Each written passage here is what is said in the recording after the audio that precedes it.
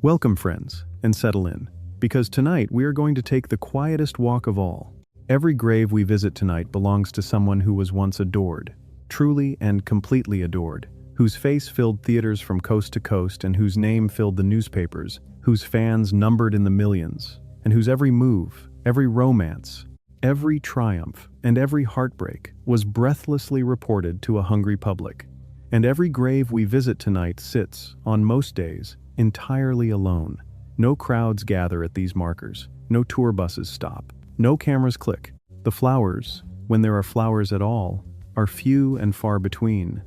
left by the rare, devoted soul who still remembers a name the rest of the world has let slip away. These are the beloved actors no one visits anymore, the stars whose light once outshone everyone around them and has since faded so far from memory that even their resting places have gone still and silent, swallowed by the very fame that could not last. We will travel across the great cemeteries of Los Angeles and far beyond them, from the crowded mausoleums of Hollywood to a quiet wooded churchyard clear across the country. And at each stop we will pause, and we will remember someone the world has very nearly forgotten, and for a few minutes at least, they will not be alone. We will tell their stories honestly and with real affection, celebrating the astonishing heights they reached without dwelling too long in the sadness of how completely they slipped from memory. And we will let each of them know, in the only way we still can, that they mattered, that they are not entirely lost, that someone still speaks their name. Think for a moment about what fame once meant to these men and women, in an age before television, before a telephone in every pocket, before 1,000 glowing screens competed for every last scrap of our attention. When these stars filled the screen, they filled it for everyone at once. The whole nation gathered together in the dark of the same few thousand theaters, gazing up at the same enormous, luminous faces and dreaming the very same dreams. A great star of the silent era was not merely popular in the thin way we understand the word today, but woven directly into the fabric of ordinary life. Their photographs pinned above workbenches and pressed between the pages of schoolgirls' diaries, their romances and their heartbreaks followed as closely and as tenderly as those of one's own family. To be adored on that scale, and then to be forgotten, is a particular and heavy kind of loss, a long fall from a very great height into a very deep and lasting silence. And yet, and this is the thing worth holding on to tonight, forgetting is not the same as erasing. Every single one of the people we will visit tonight left something real behind. A performance preserved on fragile, flammable film, a face caught forever in a flickering frame, a laugh or a tear or a single glance that can still reach clear across 100 years to touch a stranger sitting alone in the dark. The graves may sit quiet, and the crowds may have long gone, but the work itself endures, patient and waiting, ready to bloom again the very instant someone thinks to look. So tonight we look, and we listen, and we remember, and for one evening at least, we hold the silence back. So take my arm, keep your voice low the way you would in any resting place, and let us begin at one of the most beautiful and most crowded of all the old Hollywood cemeteries, where our first forgotten star lies behind cold and silent marble. In the very heart of Los Angeles lies Hollywood Forever Cemetery, a place of glassy reflecting pools and towering palms pressed right up against the back wall of a working film studio. And inside its grand cathedral mausoleum, behind a simple slab of marble, rests a woman the newspapers of her day called the most beautiful in all the world. Barbara Lamar was born Retha Watson in Yakima, Washington, in the summer of 1896, and her legend began before her film career ever did, when a Los Angeles judge, according to the story that followed her forever, declared the dazzling teenage girl simply too beautiful to be left unchaperoned in a city full of temptation, handing the newspapers the nickname that would define her, the girl who was too beautiful. She danced in vaudeville, she wrote screenplays that the studios actually filmed, and then she stepped in front of the camera herself and became one of the great dark temptresses of the silent screen, smoldering through lavish productions like The Prisoner of Zenda and Thy Name is Woman, adored by millions who found her at once impossibly glamorous and impossibly doomed. She lived exactly as recklessly as the image the studios sold, famously boasting that she slept no more than 2 hours a night because life was simply far too short and far too thrilling to waste any of it on sleep, and she married 5 times before she was 30, burning her candle at both ends, and in the middle too. But that furious, sleepless pace destroyed her with terrible speed. After an injury on set left her leaning on painkillers, she slid into a deep addiction, and her exhausted body collapsed into tuberculosis. And in the cold winter of 1926, she died at just 29 years old. An estimated 40,000 grieving fans filed slowly past her open casket to say goodbye. She was so beloved that a studio renamed a promising young actress in her honor, and that child grew up to become the great star Hedy Lamarr, carrying a piece of her name into a new age. And yet today her marble crypt sits quiet and unvisited, the crowds of 40,000 long since scattered to their own graves, the girl who was too beautiful, now barely a whisper, remembered by almost no one who walks these marble halls. Let us stay here in Hollywood forever and walk a little way to the elegant Abbey of the Psalms Mausoleum, where just inside the door, easy to find yet rarely sought, rests a delicate French actress who gave the silent screen one of its most heartbreaking farewells. Renée Adorée was born Jeanne de la Fonte in the city of Lille, in the north of France, in the autumn of 1898, the daughter of circus performers, and she quite literally grew up inside the ring, performing alongside her parents before she could barely walk, then dancing on the famous stage of the Folies Bergère before she crossed the wide ocean to seek her fortune in the American movies. For years, she struggled in small and forgettable parts, wondering aloud whether she had made a terrible mistake in leaving Europe behind, until the pivotal year of 1925, when she was cast as the tender French village girl Melisande in King Vidor's towering war epic The Big Parade, opposite the great romantic idol John Gilbert. The film became one of the most beloved and successful of the entire silent era, a sweeping story of love and loss set against the trenches of the World War, and its aching scene of parting, the girl running after her soldier and clinging desperately to his leg as the army truck drags him away toward the front, remains to this day one of the most tender and devastating images the movies have ever produced. Renée was, at long last, a genuine star, warm and luminous and adored across the world. But she was given cruelly little time to enjoy what she had earned, for tuberculosis, that same merciless disease that stalked so many of her fragile generation, took a firm hold of her body, and she was forced to retire from the screen in 1930, and in the autumn of 1933, she died in a California sanatorium, at the age of only 35, her enormous promise barely begun to bloom. She rests here now just inside the mausoleum door, and though a rare devoted admirer will still occasionally leave a flower for her, the vast weeping audiences who once filled theaters for her tender farewell are long, long gone, and the luminous girl from the Big Parade now waves her goodbye to an empty room. Still within these same peaceful grounds, let us pause at the resting place of a woman who quite literally made history and then, just as quietly, slipped from the world's memory as though she had never been there at all. Janet Gaynor was born Laura Gaynor in Philadelphia in the autumn of 1906, and she rose from an anonymous extra in cheap silent shorts to become one of the single most cherished stars of her entire age, a tiny, wholesome, impossibly wide-eyed young woman whom audiences simply could not resist and could not get enough of. She holds a place in the history of the movies that can never be taken from her, that no fading of fame can erase. For at the very first Academy Awards ceremony ever held, in that small banquet room in 1929, it was Janet Gaynor who won the first Academy Award for Best Actress ever given, honored for a remarkable 3 films at once, the ravishing and poetic masterpiece Sunrise, along with Seventh Heaven and Street Angel. For a few glorious years, she reigned as the #1 box office star in all of America, the very picture of sweet, hopeful, resilient young womanhood, and she reached even greater heights of feeling, playing the doomed young actress watching her husband fade in the original A Star is Born. But at nearly the peak of her fame, she made a choice few stars ever make, choosing love and quiet and privacy over the roar of the spotlight, largely retiring from the screen to marry the celebrated costume designer Adrian, and to paint, and to travel, and to live gently and well out of the relentless public eye. She lived a long and happy life far from the cameras, and in the autumn of 1984 she died at 77, following complications from a car accident. And here is the strange and quiet injustice of it, that a woman who won the very first Best Actress Oscar,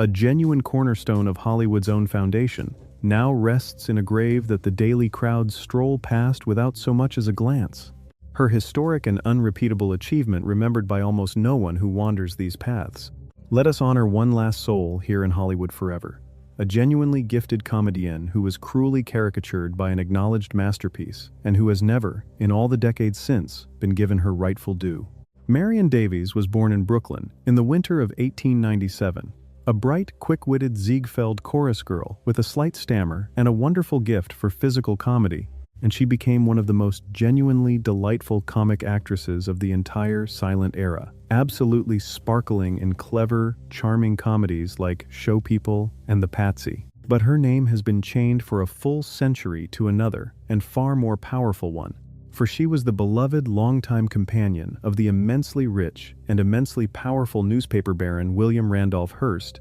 who lavished a fortune promoting her career and who, tragically for her, kept steering her away from the light comedy she was born for, and into the heavy, ponderous, dramatic roles that never once suited her natural gifts. Worse still, and more lasting, the world came to confuse the real woman with a cruel fiction, the screeching, talentless opera singer of the film Citizen Kane, a character that audiences wrongly assumed was drawn directly from her life, staining her name for generations with an incompetence she never for a moment possessed. In truth, she was warm, funny, generous, and fiercely loyal. A devoted partner who stood by Hearst through the collapse of his financial empire, reportedly offering up her own jewels to help save him, and a tremendous philanthropist besides, who funded a children's clinic that still carries her name and heals children to this day. She died in the autumn of 1961 at 64 years old. She rests here now in her family's mausoleum, and the deep injustice of it lingers on. For the millions who still rightly hail Citizen Kane as a masterpiece have almost entirely forgotten the kind, loyal, and genuinely gifted woman it so unfairly maligned, and so her grave stays very quiet indeed. Now, let us leave Hollywood forever and travel across the sprawling city to Calvary Cemetery, a vast and dignified old Catholic burial ground in East Los Angeles, where beneath a modest and easily overlooked marker lies one of the funniest women who ever lived, a genuine comic genius undone by a series of scandals she did not cause. Mabel Normand was born in New York in the autumn of 1893, and she became the reigning queen of silent screen comedy, the brilliant, fearless, endlessly inventive star of Mack Sennett's Keystone Studio, so naturally gifted at physical comedy that she wrote and directed her own films, and even directed and mentored a young newcomer named Charlie Chaplin, holding her own against every clown and pratfall artist in the business.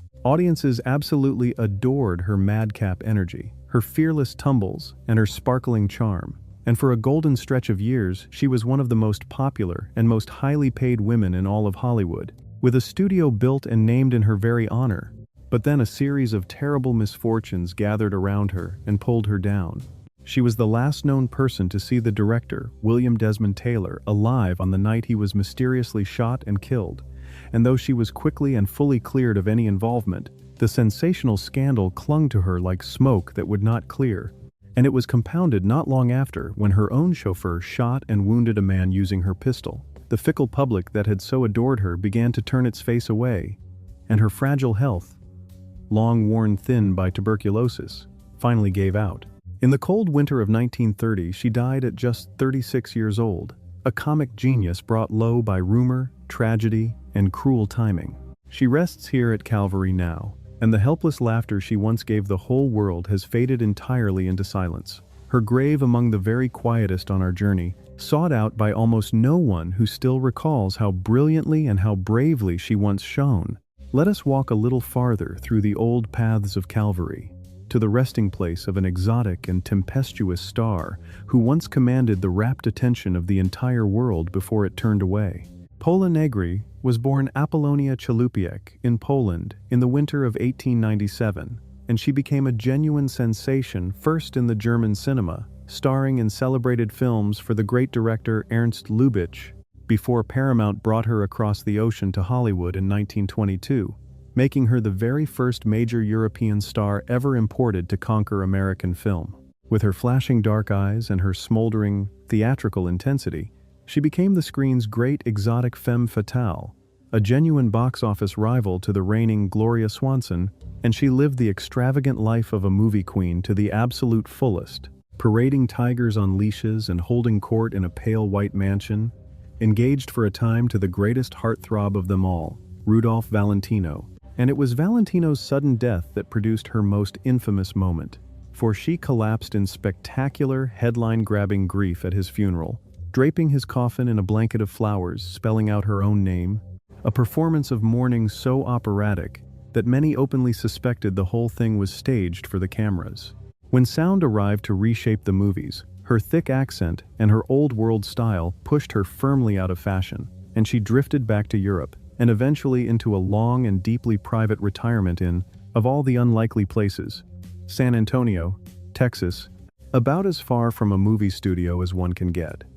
She died there in the summer of 1987, at 90 years old, a woman who had outlived her own dazzling legend by many decades. She chose to be buried back here in Los Angeles, in the city of her greatest triumphs, and yet her grave sits utterly still today. The tigers and the palaces and the operatic scandals all long forgotten, the great vamp of the silent screen resting quietly where almost no one ever comes to call her name. From Calvary, let us travel to another old Catholic cemetery, Holy Cross in Culver City, where beneath a quiet marker rests a woman whose very name was unlike any other and whose anxious face launched 1,000 nervous laughs. Zasu Pitts was born in Kansas in the winter of 1894. Given her unusual and unforgettable name, by stitching together the tail of one aunt's name, Eliza, and the head of another's, Susan, and she began her long career not as a clown at all but as a serious dramatic actress of real and startling power, giving a shattering, unforgettable performance as the money-maddened, gold-obsessed wife in Erich von Stroheim's monumental epic Greed, still regarded as one of the finest dramatic performances of the entire silent era. Had the industry only seen her clearly, she might well have become one of its great tragedians, a queen of serious drama. But when sound arrived, and Hollywood first heard her fluttery, worried, quavering voice and watched her nervous, fidgeting hands, it decided, once and for all, that she was funny, and so for the rest of her long career, she was firmly typecast as the flustered, anxious, perpetually worried spinster, forever wringing her hands and sighing, "Oh dear," a beloved comic foil in dozens upon dozens of films, radio programs, and later television shows. She was genuinely wonderful at it, and audiences adored her fluttering presence, even as the great dramatic actress she might have become was quietly and permanently forgotten. She worked almost to the very end of her life, turning up in the all-star comedy epic It's a Mad, Mad, Mad, Mad World, shortly before cancer took her in the summer of 1963 at 69. She rests here at Holy Cross now, her one-of-a-kind name fading steadily from the world's memory, the buried tragic genius of Greed, and the fluttering comic spinster of 100 films alike, grown silent and still beneath the California grass. Now let us travel to the grandest and most famous cemetery of them all, the vast rolling green hills of Forest Lawn in Glendale, where a great many of our forgotten stars have come at last to rest. And let us begin with a matinee idol whose tragic fall shook Hollywood so badly that it changed the entire industry forever. Wallace Reid was born in Street 5, Louis in the spring of 1891, and he was, for a golden stretch of years, quite simply the most popular leading man in all of America. A tall, athletic, effortlessly charming star whom the studios billed as the screen's most perfect lover, racing fast automobiles and winning millions of hearts in a long string of enormous, profitable hits. Handsome, talented, universally beloved, and seemingly golden in every way, he appeared to have everything a man could want. But his story became one of the very darkest cautionary tales of the silent era. A tragedy that helped awaken the whole country to a hidden danger, for after he was badly injured in a railway accident while filming on location, a studio doctor gave him morphine so that the valuable star could keep working straight through the pain, and the young man, driven relentlessly from one production to the next, became hopelessly and helplessly addicted. The studio hid his worsening condition from the public and kept him laboring in front of the cameras until at last he simply could labor no more, and he checked himself into a sanitarium in a desperate bid to break free of the drug, but his weakened and exhausted body finally gave out, and in the winter of 1923, he died there at just 31 years old. His devastated widow, the actress Dorothy Davenport, bravely turned her private grief into a public mission, producing and touring a hard-hitting film about the horrors of addiction in the hope of sparing other families the same agony. He rests here in the great mausoleum at Forest Lawn now, and the many millions who once adored the screen's most perfect lover are all long gone themselves. His beautiful face and his terrible, still relevant warning alike faded together into silence. Let us walk on through these green Glendale hills to honor a woman whose story is the rarest and most heartening kind in all of Hollywood, a tale of glorious triumph won in old age against every expectation. Marie Dressler was born in Ontario, Canada, in the autumn of 1868, and she spent long decades as a hard-working stage comedienne before she starred in the very first feature-length film comedy ever made, Tilly's Punctured Romance. Back in 1914,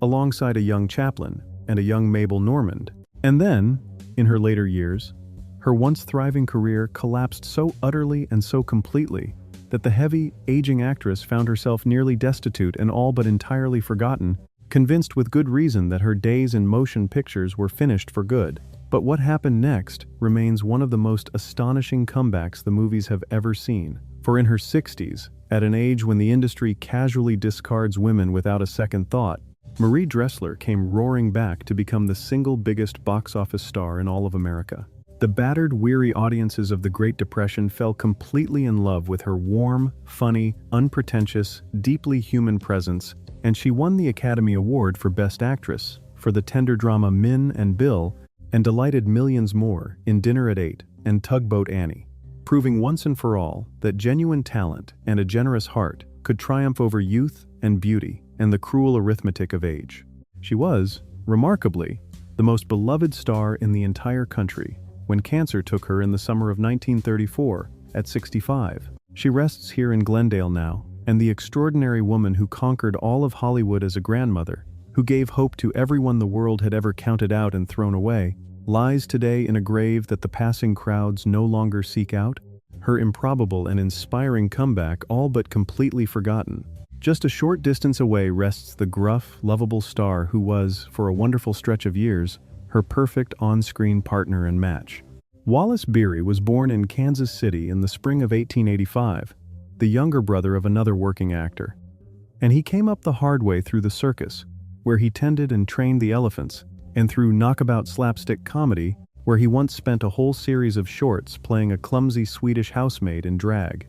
And he was even, very briefly, married to a young and unknown Gloria Swanson before either of them was famous. But he truly found his lasting calling playing big, gruff, tough but tender slobs, lovable brutes and gruff softies with unexpected hearts of gold, and the audiences of the 1930s embraced him completely and without reservation. He won the Academy Award for Best Actor as the broken-down, washed-up, stumbling prizefighter who climbs into the ring one last desperate time for the love of his worshipful young son in The Champ,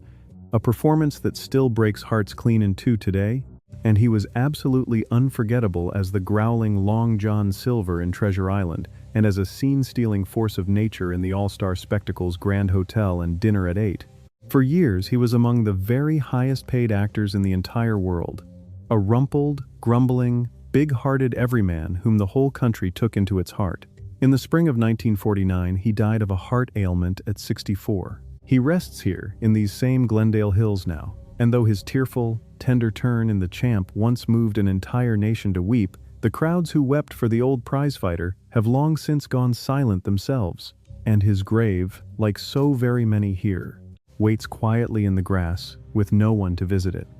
Let us pause now at the resting place of the woman that Hollywood quite deliberately invented to be its very first goddess of sin and seduction. Theda Bara was born Theodosia Goodman, an ordinary tailor's daughter from Cincinnati, Ohio, in the summer of 1885. And the Fox studio took that ordinary young woman and transformed her, through sheer publicity genius, into the screen's original manufactured sex symbol, the smoldering, dangerous creature they called the Vamp. They spun an outrageous and completely fictional biography for her, solemnly claiming that she had been born in the very shadow of the Egyptian Sphinx, the daughter of a French artist and an Arabian princess, and that her stage name itself was a sinister anagram of the words Arab death, and the thrilled, scandalized audiences of the 1910s devoured every last frame of it. Draped in outrageous, revealing costumes and heavy dark coal-eye makeup, she smoldered wickedly through A Fool There Was, with its famous and much-quoted command to kiss her, "You fool," and she went on to play Cleopatra and Salome and Carmen, becoming one of the biggest, most notorious, and most talked-about stars in the entire world. But her fame burned hot and fast and then faded even faster. And here lies a special and heartbreaking tragedy all its own, for almost every single one of her films was later destroyed in a catastrophic studio vault fire, so that the first great screen seductress can scarcely be seen at all by modern eyes. Her legendary, scandalous performances turned quite literally to ash and smoke. She died in the spring of 1955 at 69. She rests here in Glendale now, the very first vamp of them all, remembered today as little more than a strange and striking old photograph. Her films gone forever, her grave silent, her once scandalous fire long since burned entirely out. A short walk-on brings us to the flapper, who came to define an entire roaring decade, and was then abandoned by it. Clara Bow was born in Brooklyn in the summer of 1905, into a childhood of such crushing, grinding poverty and hardship and instability that it is genuinely a wonder she survived it at all, and she clawed her way up and out by winning a movie magazine beauty contest, and riding that single lucky break all the way to Hollywood. And once there, she became the very living spirit of the Roaring Twenties itself. The It Girl, the crackling, vivacious, utterly irresistible flapper whose hit film It made her the single biggest star of the late silent era overnight, drawing in tens of thousands of fan letters every single week, and embodying all the fun, the freedom, and the reckless frenzy of the entire jazz age in one dimpled, red-headed package. Every young woman in America wanted to look like her, dance like her, and live like her. But fame proved merciless and cruel to Clara Bow, for the very same hungry press that had built her up tore her back down again with vicious scandal and cruel, invented gossip, and the relentless exploitation and pressure steadily wore down her always fragile mental health. When sound arrived, she struggled against her thick Brooklyn accent and her mounting anxieties, and by 1933 she walked away from the movies entirely, retreating with her cowboy actor husband to a ranch and spending her difficult later years in seclusion, haunted to the last by the very fame that had used her so badly and discarded her so young. She died in the autumn of 1965 at 60. She rests here in Glendale now, and the girl who was the beaming face of an entire decade, whose electric energy still leaps right off the screen today, lies almost entirely forgotten, her grave as quiet and still as the silent films that made her immortal and then let her fall. Let us pause, still here in these green Glendale hills, for a dark and handsome leading man who was, for a golden stretch of years, counted among the very greatest screen lovers of them all. Antonio Moreno was born Antonio Garrido Monteagudo in Madrid, Spain, in the autumn of 1887, and he crossed the wide ocean as a boy of just 14, arriving in America with almost nothing to his name and slowly, patiently building himself into one of the most popular romantic idols of the entire silent screen. With his dark eyes, his gallant bearing, and his easy continental charm, he became one of the reigning Latin lovers of the 1920s, spoken of in the very same admiring breath as Valentino and Navarro, sweeping the greatest leading ladies of the age clean off their feet, romancing the divine Greta Garbo in The Temptress and playing the dashing, irresistible suitor to Clara Bow herself in the very film, It, that crowned her the It Girl. For a shining stretch of years, he was a fixture of Hollywood glamour, handsome and gracious and universally adored, his Spanish accent no obstacle at all in a silent world where no one ever needed to speak a word aloud. But that same accent, so charming and exotic on a title card, became his quiet undoing the moment the movies learned to talk, and like so many of his silent brethren, he watched the leading roles dry up and drift away from him.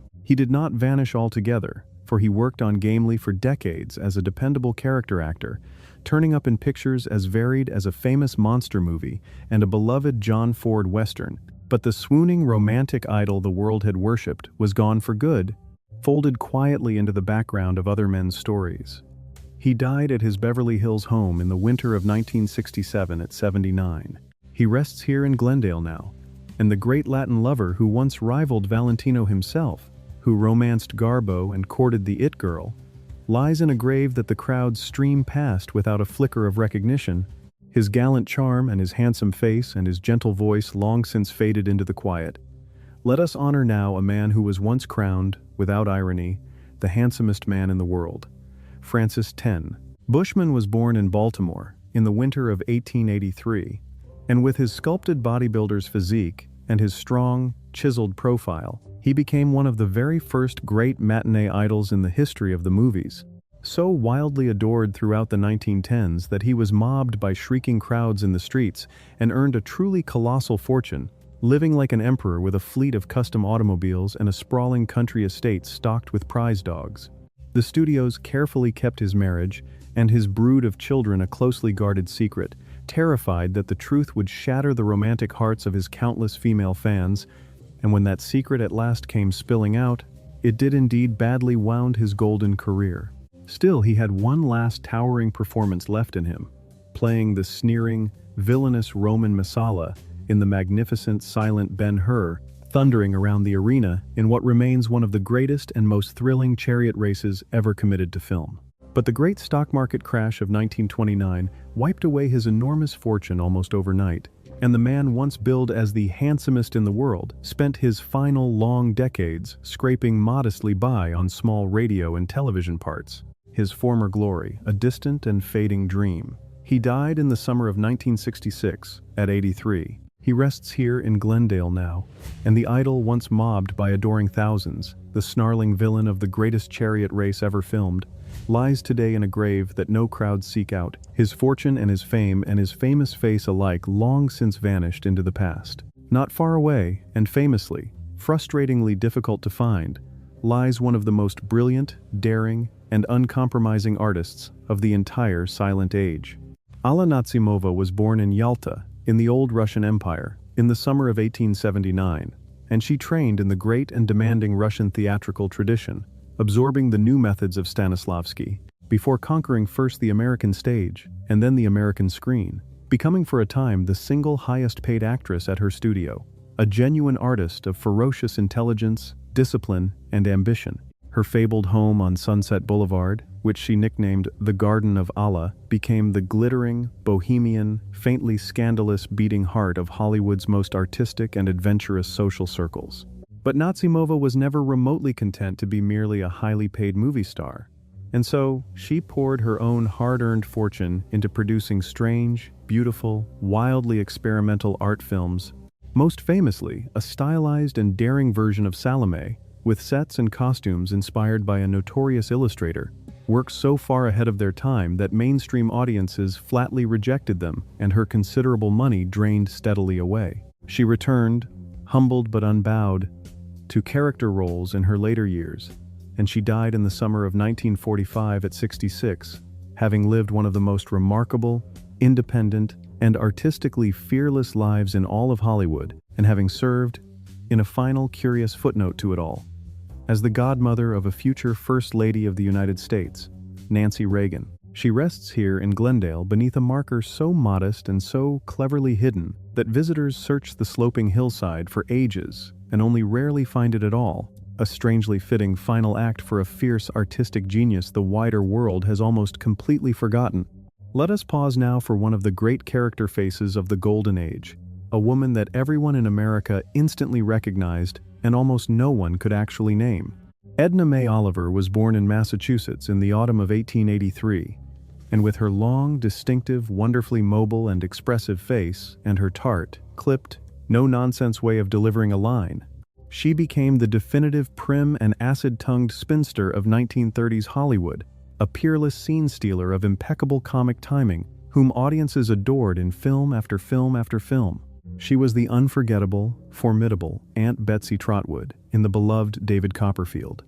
She brought her sharp wit and unexpected pathos to A Tale of Two Cities and Pride and Prejudice, and she earned a well-deserved Academy Award nomination for her tough frontier widow in Drums Along the Mohawk. Hers was exactly the sort of face and voice that quietly anchored 100 cherished films, the reliable, hilarious, secretly warm-hearted battle axe that every great production of the era seemed to need in order to feel complete. And in her own day, she was one of the most instantly recognizable and reliably delightful performers in all the movies. But the character actor's fate is a peculiarly cruel one. For it is the glamorous stars who are remembered and lovingly written about, and the marvelous faces surrounding them who quietly slip away. And so, when she died of cancer on her own 59th birthday, in the autumn of 1942, that remarkable, irreplaceable face began its slow and steady fade from the memory of the world. She rests here in Glendale now, and the many crowds who once laughed with her in 100 beloved films pass her marker by without the faintest flicker of recognition, her name forgotten, her wonderful face now only a half-remembered ghost. And now let us stand before what may be the most strangely fitting and most poignant grave in all of our journey tonight, that of a man who spent his entire brilliant life deliberately hiding his own face from the world. Lon Chaney was born in Colorado Springs in the spring of 1883, the hearing child of deaf-mute parents, and he learned as a small boy to communicate everything through gesture and pantomime and the smallest movements of his expressive face, a childhood skill that would grow into the foundation of one of the most extraordinary and influential acting careers the movies have ever known, earning him the odd nickname, the Man of 1,000 Faces, a true genius of makeup and painful physical transformation. A man who endured genuine bodily agony, strapping and contorting his own limbs, in order to become his characters. He vanished so completely into his roles that audiences could scarcely believe the same man played them all, becoming the tragic, tortured, heartbreaking Hunchback of Notre Dame and the horrifying yet strangely pitiable Phantom of the Opera, terrifying and deeply moving his audiences in the very same breath. A master of monsters who always found the wounded and aching humanity buried beneath the horror and the grotesque makeup. He was one of the biggest, most respected, and most fascinating stars in all of Hollywood, at once beloved and deeply mysterious. He had completed only a single sound film when a swift and merciless throat cancer took him in the summer of 1930 at just 47 years old, at the very height of his powers. And here lies the quietly perfect final act of his story. For the man who spent his whole life hiding behind 1,000 borrowed faces was laid to rest in a crypt here at Forest Lawn that for decades bore no name at all, an entirely unmarked space that gave no hint whatsoever of who lay sleeping within, so that even now, in death, he remains hidden from view, the greatest transformer of them all, resting behind one final, blank, nameless mask, sought out and found by almost no one who passes by. Let us leave the great hills of Glendale now and travel a short distance to the second Forest Lawn, the one nestled in the Hollywood Hills, to honor a beloved character actress whose homespun, hollering creation once single-handedly rescued an entire studio. Marjorie Main was born on a farm in Indiana in the winter of 1890, the daughter of a stern and disapproving minister who so objected to the very idea of acting as a disreputable trade that she adopted a stage name specifically to spare her family the shame of seeing their name on a theater bill. She became one of the most reliable and beloved character actresses in all of Hollywood, wonderfully gruff and loud and salty and down-to-earth, memorable in the gritty drama Dead End, the all-female comedy The Women, and the cherished musical Meet Me in St. Louis. But she found her single greatest and most enduring fame relatively late in life, when she was paired as the cantankerous, rough-and-tumble, endlessly bickering country matriarch Ma Kettle, a character who proved so wildly and unexpectedly popular that the string of low-budget Ma and Pa Kettle comedies became such enormous, reliable moneymakers that they are widely credited with rescuing Universal Studios itself from the edge of financial ruin, and they earned her an Academy Award nomination along the way for The Egg and I. Audiences all across America howled with helpless laughter at her, and for a good long stretch of years, she was one of the most popular and bankable figures in the entire movie business. She was, in her private life, a famously eccentric and intensely guarded woman who lived quietly alone and largely apart from the glamour and society of Hollywood. She died of cancer in the spring of 1975 at 85. She rests here in the Hollywood Hills now, and the raucous, delighted laughter that once filled 1,000 theaters for Ma Kettle has faded away entirely into silence, her grave among the very many here that the crowds simply no longer seek out or remember. Now let us travel to a smaller, humbler, less celebrated cemetery, Valhalla Memorial Park, to stand before one of the saddest and most cautionary of all of our forgotten stars, a woman whose fall was as steep as any in Hollywood history. Mae Murray was born in New York in the spring of 1885, and she rose from a Ziegfeld Follies dancer to enormous and dazzling silent stardom, known and adored the world over as the girl with the bee-stung lips, a glamorous, extravagant, temperamental star who reached the shimmering peak of her fame dancing through the sumptuous and celebrated romance, The Merry Widow. She earned a genuine fortune and lived like European royalty, and then, one after another, she made the string of fatal decisions that would utterly destroy her, marrying a charming man who styled himself a Georgian prince and who promptly took full control of her career and her money, and, on his disastrous advice, walking out entirely on her studio contract in a fit of pride, thereby making a permanent and mortal enemy of the single most powerful mogul in all of Hollywood, who quietly saw to it that she would never work in a major picture again. Her great fortune vanished. Her false prince eventually abandoned her, and the woman who had once been worshipped by millions spent her final bewildered decades sinking into real poverty, at one desperate point reportedly discovered disoriented and destitute and sleeping on a public park bench, having lost absolutely everything she once had, yet still insisting, right to the end, that she was and would always be a great and glamorous star. She died in the spring of 1965 at 79, in a charitable home for aged and indigent actors. She rests here at Valhalla now, and the tragic, plummeting arc of the girl with the bee-stung lips, from marble palace to park bench, is a story that almost no one alive remembers anymore, her grave every bit as forgotten as her once famous name. Now let us travel very far indeed, from Los Angeles, clear across the entire breadth of the country to New York, to the peaceful, wooded, rolling grounds of Ferncliff Cemetery, where a gentle, silent idol rests in quiet dignity, far from the bright studios that once made him. Richard Barthelmess was born in New York in the spring of 1895, and with his soulful dark eyes and his sensitive, boyish, achingly handsome face, he became one of the most adored romantic leading men of the entire silent screen, the idol, as one popular magazine of the day flatly declared, of every single girl in America. He was the great pioneering director D.W. Griffith's cherished favorite young star, giving tender, delicate, deeply moving performances opposite the luminous Lillian Gish in the fragile, groundbreaking Broken Blossoms and the thrilling, ice-bound melodrama Way Down East, and reaching a proud peak all his own as the brave, put-upon young mountain boy who finds his courage in Tollable David. He was respected within the industry as much as he was adored outside of it,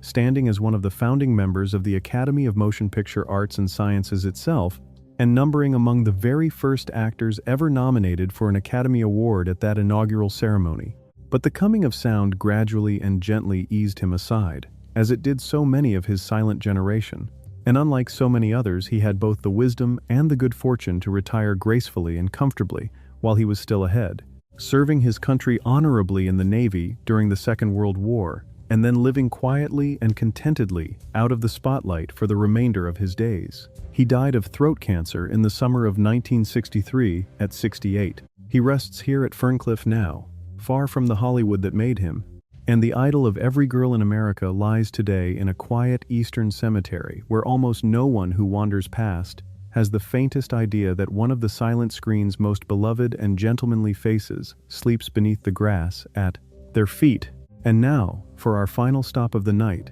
let us turn around and journey all the way home to Los Angeles once more, to Angelus Rosedale Cemetery, one of the very oldest burial grounds in the whole city, to honor a genuine pioneer whose long story ends not in forgetting, but in a hard-won and deeply moving kind of redemption. Anna May Wong was born in Los Angeles in the winter of 1905, the daughter of a neighborhood laundryman, and against every single obstacle and cruelty that her era could possibly throw in her path, she became the first Chinese-American movie star in history, a woman of enormous elegance, intelligence, and quiet talent who lit up the silent fantasy, The Thief of Baghdad, the British drama Piccadilly, and the shimmering, atmospheric Shanghai Express. But hers was a brilliant career, waged every single day against relentless and open cruelty, for the rigid rules and prejudices of the time forbade her from ever kissing a white leading man on screen. And again,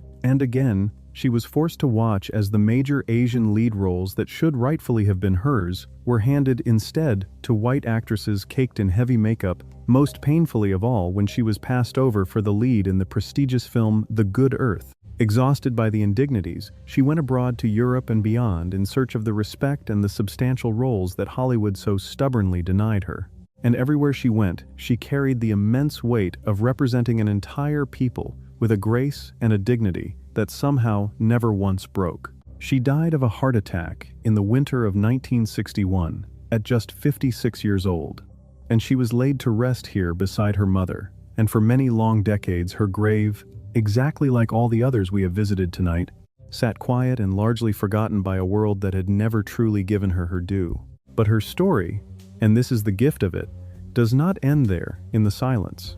For in recent years, the world has finally, belatedly begun to remember and to honor her, celebrating her at long last as the courageous trailblazer she always truly was, and even placing her image upon the nation's own coins, making her the very first Asian American ever to appear on American currency. And so we end our long walk tonight on a note not of sorrow but of quiet and stubborn hope, on the proof that no forgotten star is ever truly and finally lost forever, that memory can return even after a lifetime, that the crowds can one day come back, even if only in the humble form of a single person pausing to remember and to speak a name aloud. That is the gift that we can give to every one of them tonight. We have walked together among the beloved and the forgotten, the vamps and the flappers, the perfect lovers and the thousand-faced genius, the queens of comedy and the pioneers who broke the doors down for everyone who followed, and we have found every last one of them resting in deep silence in places where adoring crowds once roared their names. Their films flicker on quietly in the dark,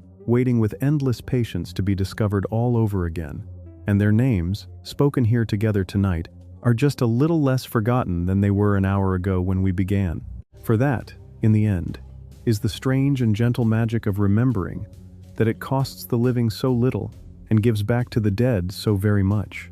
It asks only a moment, only a name spoken softly aloud, only a pause before a quiet and weathered stone, and in exchange a whole life that had slipped beneath the surface of the world rises up again, if only for a single breath, into the light. Somewhere tonight, a young person who has never once heard any of these names will stumble by chance upon an old film, a flickering ghost of a face, and feel that very same jolt of wonder that long ago moved millions. And in that instant, the forgotten will be forgotten no longer. That is how the dead are truly kept, not in marble or in bronze, which crumble and weather and go unread, but in the simple, living act of one person carrying a memory forward and handing it, gently, to the next. These beloved actors gave the world whole decades of beauty and laughter and feeling, and asked in return only to be remembered. And though the world grew distracted and hurried on, though the crowds thinned and the flowers stopped coming, that debt was never truly canceled, only left waiting to be paid. Tonight we have paid back a little of it. And perhaps, in some far-off year, when we ourselves have become names that few still remember, some kind stranger will do the very same small and priceless thing for us. Thank you for walking with me, and for remembering them, and for proving, if only for this one evening, that these quiet graves are not entirely unvisited, after all. Notice too how many of the stories we have told tonight rhyme with one another, how the same quiet griefs return again and again across these graves. So many of them rose from nothing, from poverty and hardship and hunger, clawing their way up into a fame brighter than they could ever have imagined. So many of them were undone by the same handful of enemies, by the coming of sound, by a changing fashion, by a fickle press that built them up only to tear them down, by their own trusting hearts. And so many of them, at the very end, found themselves alone in the same way.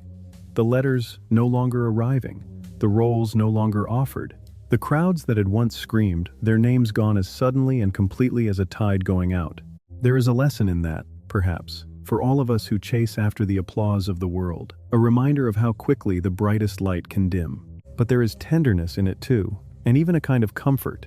for it means that these forgotten stars are not truly strangers to one another, resting scattered across these cemeteries. They are, in a way, a single company still, bound together by the same rise and the same fall, the same brief blaze and the same long quiet, waiting patiently in the dark for someone to remember them all together, as we have tried to do tonight. Rest well, every one of you, and rest well, friends, until we walk together again.